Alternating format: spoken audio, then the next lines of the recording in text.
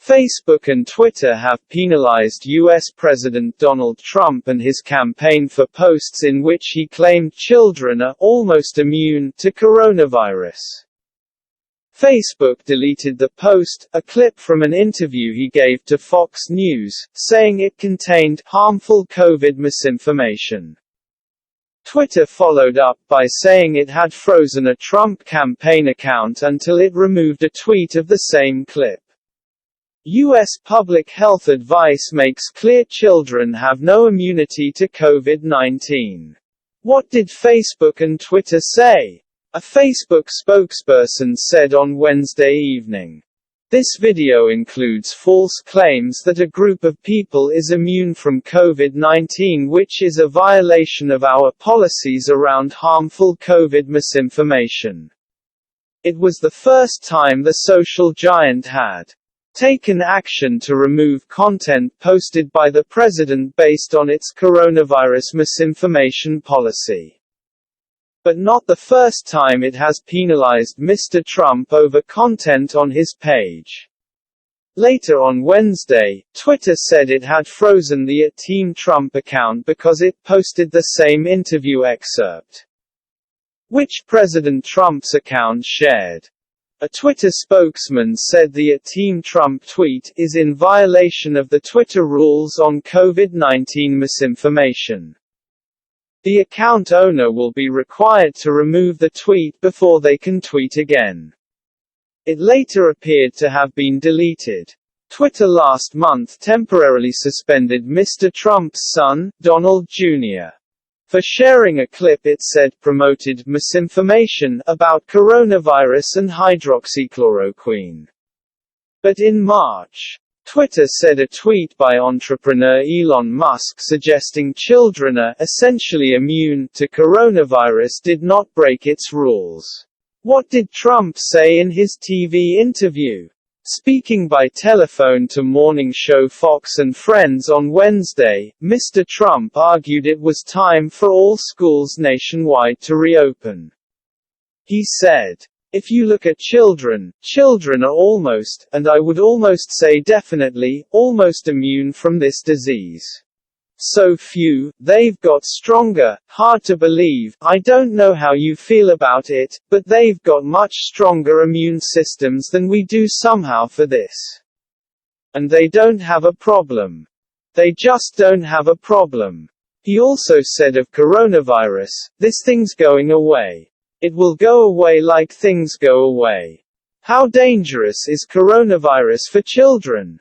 Children can catch and transmit the virus, but they run an extremely low risk of becoming ill from it. Adults, and particularly older adults, are far more likely to be seriously ill and die from complications." The largest study done so far, involving more than 55,000 hospital patients, found that only 0.8% were under the age of 19. Half of all the people with confirmed coronavirus who were admitted to critical care units in England, Wales and Northern Ireland were 60 or older as of the 31st of July, according to a research charity. A recent U.S. study of coronavirus cases among 7,780 children from 26 countries found almost 1 in 5 patients had no symptoms. Another 1 in 5 developed lesions on their lungs during the infection. Some 3.3% were admitted to intensive care units and 7 deaths were reported. According to the research from the University of Texas Health Science Center at San Antonio.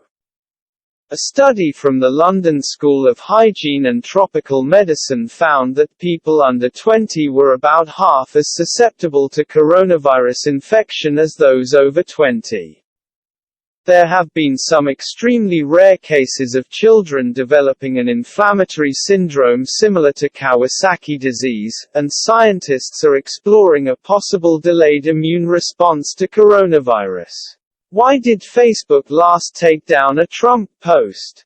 In June, Facebook said it had removed adverts for President Trump's re-election campaign that featured a symbol used in Nazi Germany. The company said the offending ad contained an inverted red triangle similar to that used by the Nazis to label opponents such as communists. Mr. Trump's campaign team said the far-left activist group Antifa uses the symbol and it was a reference to them. The ads, which were posted on the site on pages belonging to President Trump and Vice President Mike Pence, were online for about 24 hours and had received hundreds of thousands of views before they were taken down. A U.S. schools reopening amid pandemic. Hundreds of school districts around the country have scrapped plans to reopen as coronavirus infections have spiked in a number of U.S. states. Some 20 of the nation's largest 25 school districts have announced they will start remotely. Among the schools that are not reopening is one attended by the president's son, Barron Trump. In suburban Maryland, St. Andrew's Episcopal School said in a letter to parents it would opt instead for virtual learning to protect the health of students, families and staff. Last week Georgia's largest school district, Gwinnett County, returned to school campuses to start planning for autumn reopening. A day later, 260 employees had been told to stay away from their schools because they tested positive for coronavirus, or had been exposed to someone else who had the infection. One of the first school districts in the nation to reopen, near Indianapolis, Indiana, had a student test positive on the first day. The child's parents had sent him to campus, knowing that his test result was pending, school's officials said. Other students who had come within 6 feet of the patient for more than 15 minutes were sent home to self-isolate for 14 days.